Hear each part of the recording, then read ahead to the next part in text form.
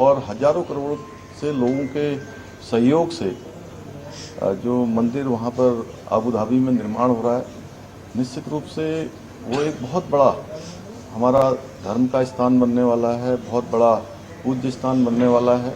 वो बहुत ही गौरवान्वित करने वाला क्षण था जब मैंने भी उस निर्माणाधीन मंदिर में, जहाँ पूरे विश्व के हिंदू सनातन को मानने वाले, धर्म पर, भगवान पर आस्था रखने वाले लोग आएंगे, तो हमने भी छोटा सा योगदान एक शिला के रूप में वहाँ पर किया है।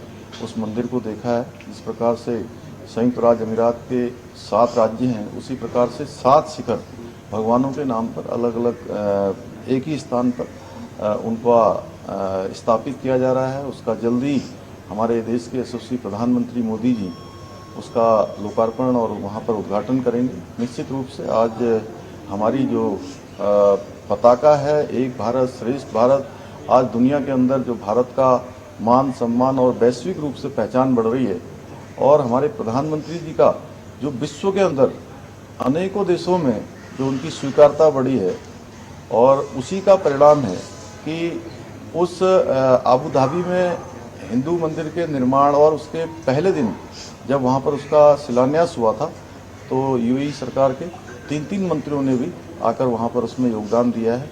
निश्चित रूप से आदरणीय प्रधानमंत्री जी का भी इसमें बहुत बड़ा योगदान है कि उनकी प्रेरणा से विदेश की धरती पर इतना भव्य और दिव्य मंदिर का निर्माण हो रहा है। सर, एक लास्ट सवाल है, पॉलिटिकल है कि अखिलेश यादव आजम को सजा सुनाई गई। अखिलेश यादव कहे मुसलमान होने की वजह से वो ये सजा भुगत रहे। देखिए, हमारे देश के अंदर जो लोग न्याय व्यवस्था पर विश्वास रखते हैं, उनको कभी भी इस प्रकार की बात नहीं करनी चाहिए, क्योंकि देश के अंदर अब तुष्टीकरण नहीं होता है।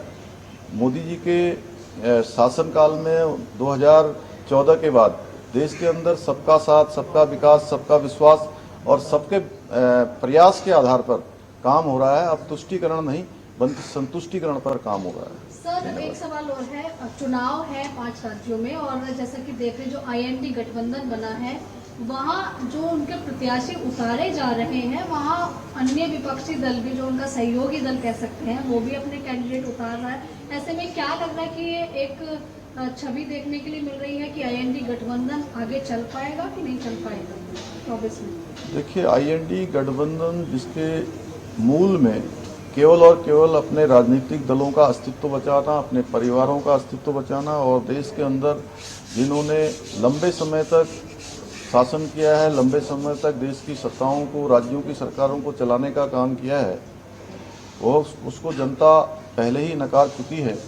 और आने वाले जो 5 राज्यों के चुनाव हैं, उसमें सब में भारतीय जनता पार्टी, और अब मैं विदेश की धरती से आकर कह सकता हूं कि डबल इंजन आज समय की भी मांग है, राज्यों की भी मांग है और देश की भी मांग है।